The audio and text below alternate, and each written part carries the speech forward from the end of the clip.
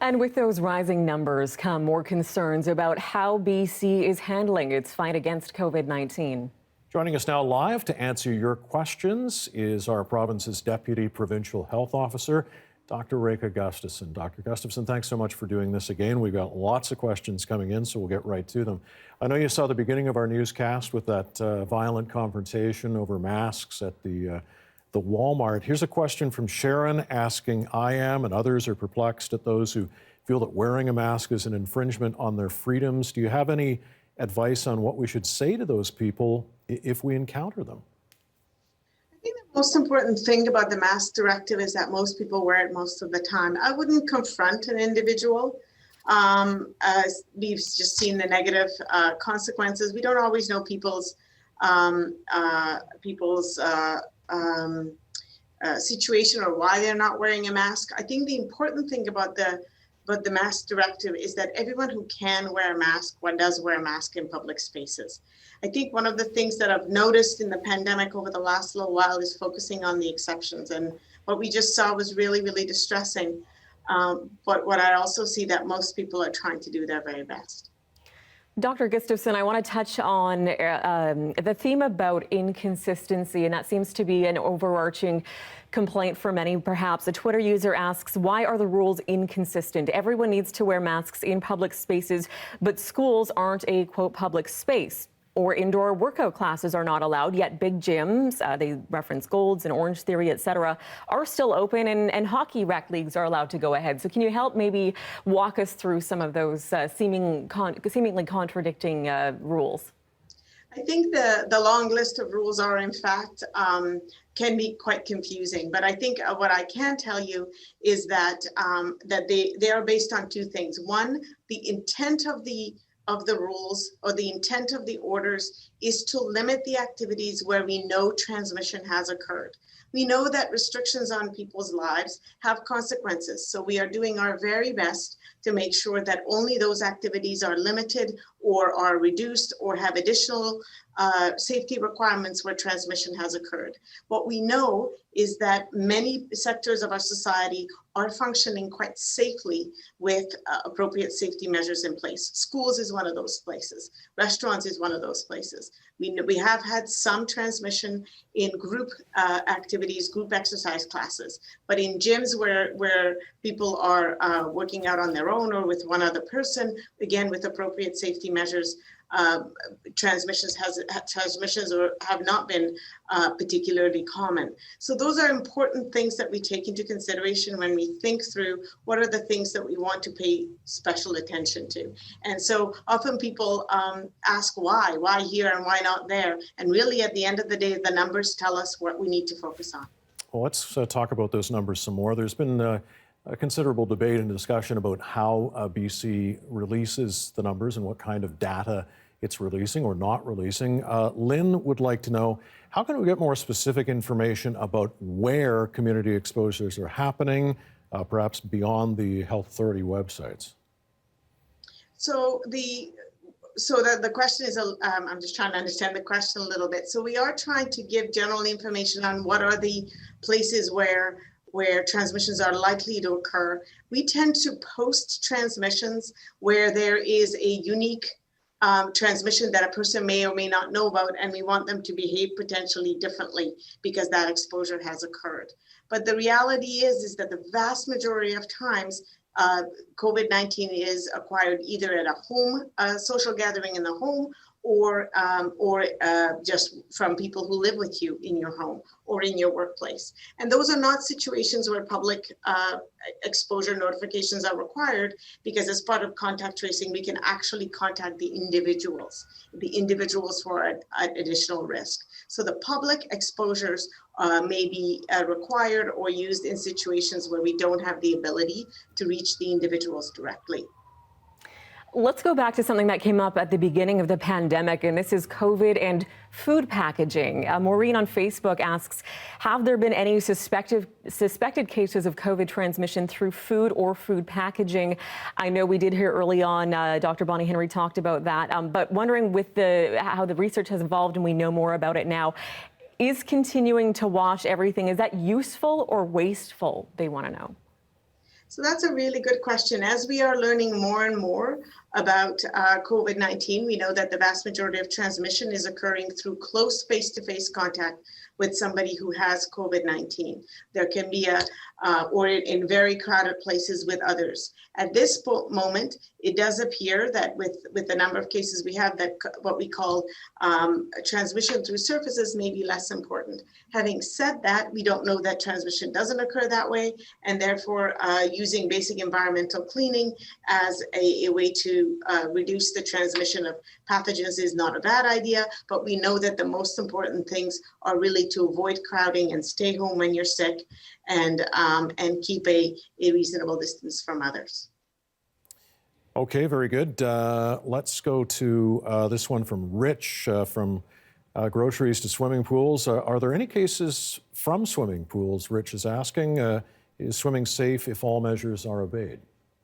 So swimming is an individual sport, and therefore we certainly don't think that there's any additional or excess risk associated with swimming. Swimming pools are open, they have safety protocols. I go to them, and we have not had any clusters associated with those kind of individuals indoor sports. Again, one of the things that the 3 C's, the crowding, I can't remember what the other C's are, but indoor spaces through crowding and close contact with others, and especially with a large number of others, are the things that we're trying to avoid. So swimming pools, again, are safe, and exercise is really, really good for you. I know you get asked about your office, probably more than anything else, schools. Possible transmission in schools. We have Christy on Twitter who wants to know if infected children often have mild or no symptoms but need more to be showing them for a test. How can you be certain there isn't more transmission in schools? And how can you be sure that most of the cases with unknown links are simply not missed school cases? Well, that's a really good question. So one of the things is that we are able to monitor the number of cases in children who are school age, 5 to 17 years of age. And most of the time we know where people are acquiring their infection. They're acquiring it in their homes, through community settings, through their social networks. And whenever we follow up every case in a school, every classroom knows if there was a case of COVID-19 in their school, and if there's a second case, then there's an even further and more deep investigation. So in any setting, truly in any setting in the world, there's likely to be somewhat more transmission than we completely detect. But the patterns of nearly 60 million cases around the world are telling us where transmission is actually occurring. And the goal of COVID-19 control is not to detect every last case, is to reduce transmission, especially in the areas where most transmission is occurring. And what has emerged from around the world, even when there was either prospective follow-up of cases or the follow-up of cases that we are doing here in British Columbia, is that schools are not a driver of transmission. They're not a driver of transmission in the community. Reopening schools does not drive further transmission. Closing of schools does not stop transmission. So we know that as a driver of transmission in the middle of a pandemic, where the goal of control is not 0 cases, schools are not a dominant or important source of transmission. What we know is that kids who are acquiring COVID-19 are acquiring it most likely in social settings or in their homes. And in fact, structured activities such as schools are actually safer than gathering with others in your community. Okay, time for a couple of questions. Let's get to these quickly. Kulpreet asking, we're saying accessible public health can improve health outcomes and save lives in this pandemic, and health authorities haven't been able to cope. So why is multilingual interpretation missing from the COVID-19 updates? Why is it so difficult to not hire a few professional interpreters? Well, first of all, music to my ears whenever somebody says that public health is important. It absolutely is. And actually, I'll just take that feedback and thank you very much. And we'll do what we can to make sure that multilingual translation for important materials becomes more widely available. It's a good point.